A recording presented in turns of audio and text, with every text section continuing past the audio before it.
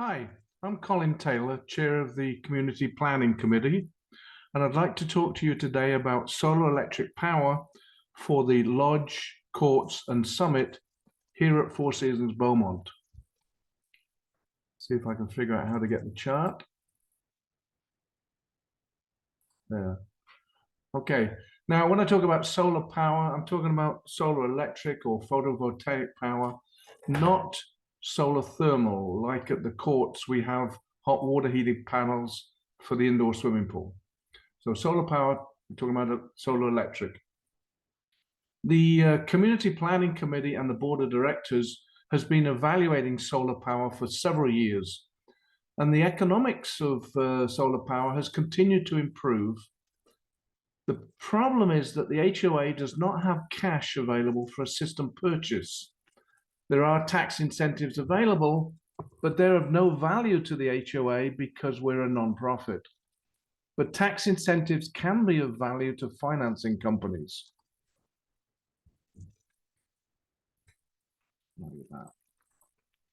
Finally, there is a solar option that saves the HOA money now and even more so in the future.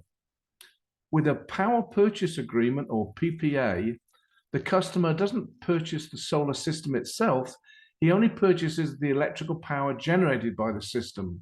So this outside third party or financing company owns the equipment, the panels, the inverters, and they're located on our premises, but owned and maintained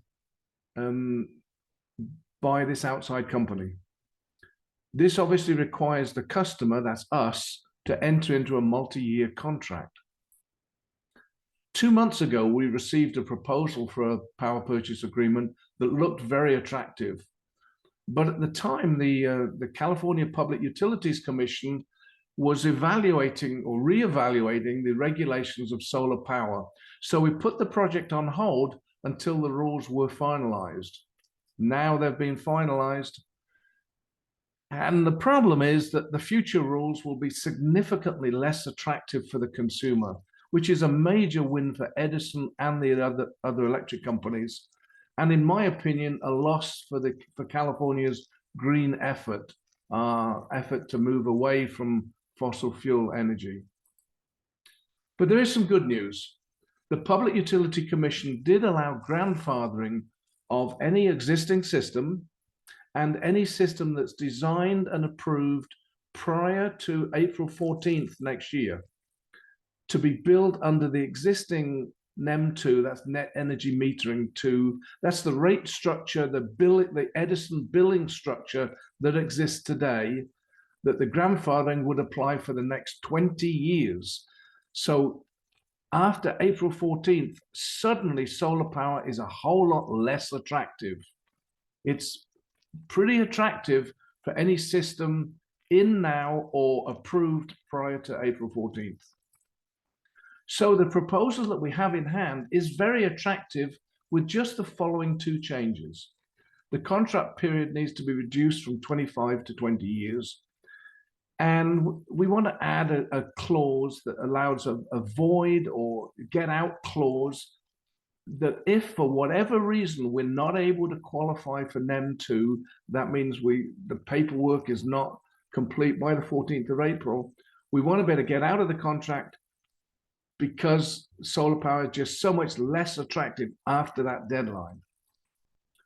So there's a challenge that any power purchase agreement requires the customer to commit to a multi-year contract. And at present, the HOA is not able to do this because of limitations within the CC&Rs. So to enable us to take advantage of these potential cost savings, a homeowner vote is required that authorizes the board of directors to sign a multi-year contract. And also a signed statement of intent is required for the company to start detailed engineering, planning, and applications. That's all at their cost, not ours. We're not spending any money whatsoever. The system that we're talking about would be financially funded by Trinary Capital, with all the technical work being done by Turnkey Solar. The system size is 500 kilowatts, which is half a megawatt, and the estimated annual production is 750,000 kilowatt hours. So that's the amount of energy that they would expect the system to produce in an average year. And the power purchase agreement rate for the first year would be 14 cents per kilowatt hour, which would escalate at 2.99% each year. Now, you might question, well, what happens if the system doesn't produce 750,000 kilowatt hours? Not our risk. The contract says we will buy 750,000 kilowatt hours at 14.3 cents per kilowatt hour, which is cheaper than Edison. If the system didn't produce that much, the company is committed to selling us energy at 14.3 cents, even if they had to import it from Edison at a higher cost. So the system design and operation is all at their risk, not ours.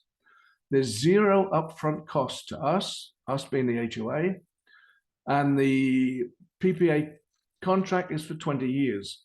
The savings the first year are $21,000, which will increase each year because of escalation, Edison's escalation being higher than our contract. And over 20 years, we expect the total savings to be about 1.3 million. Now, the assumption here is that Edison's rates will inflate at least 5% a year. And historically, they've been much higher than that, more like 7 to 9% a year. So what would the system look like?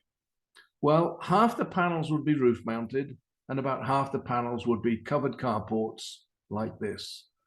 Now, I'm sure there'll be some people that say, I don't like covered carports, it spoils the view. But then there'll be a lot of people that say, that's a whole lot of shade for us in the summer. So if we look at the lodge, here's the traffic circle, and here's the main entrance.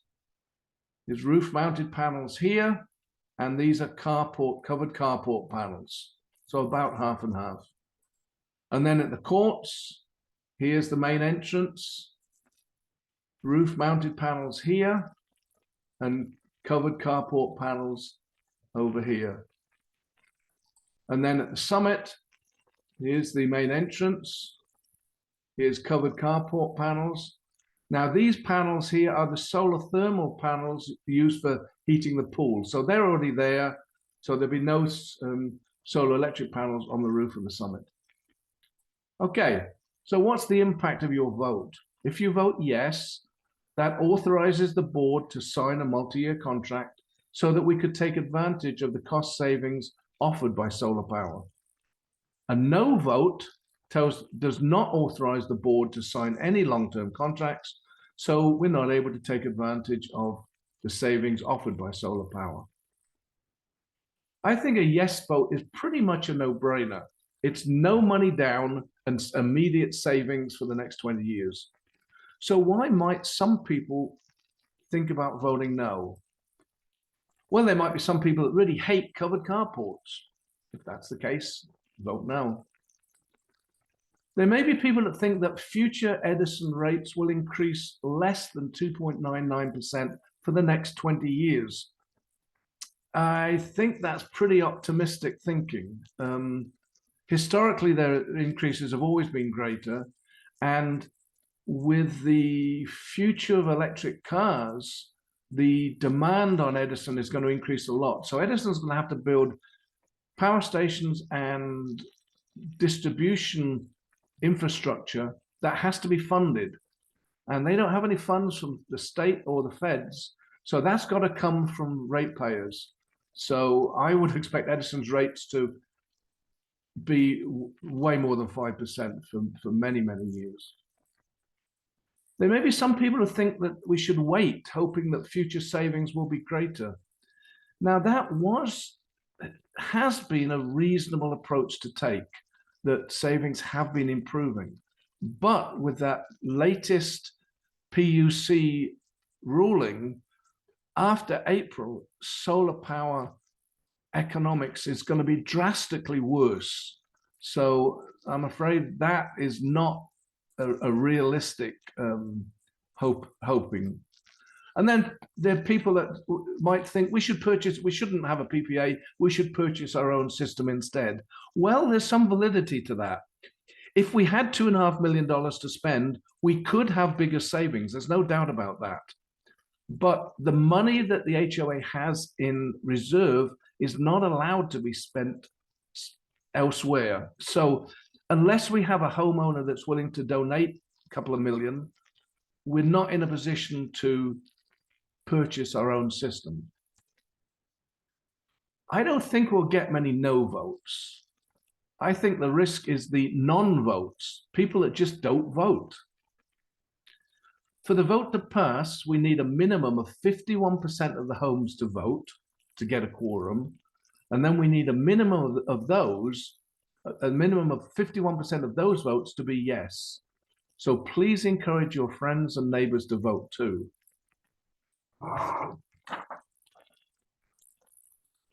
I'm not a solar power salesman. I'm a resident here of Four Seasons with a background in electrical engineering, and I will be voting yes. I hope you will too, and thanks for watching.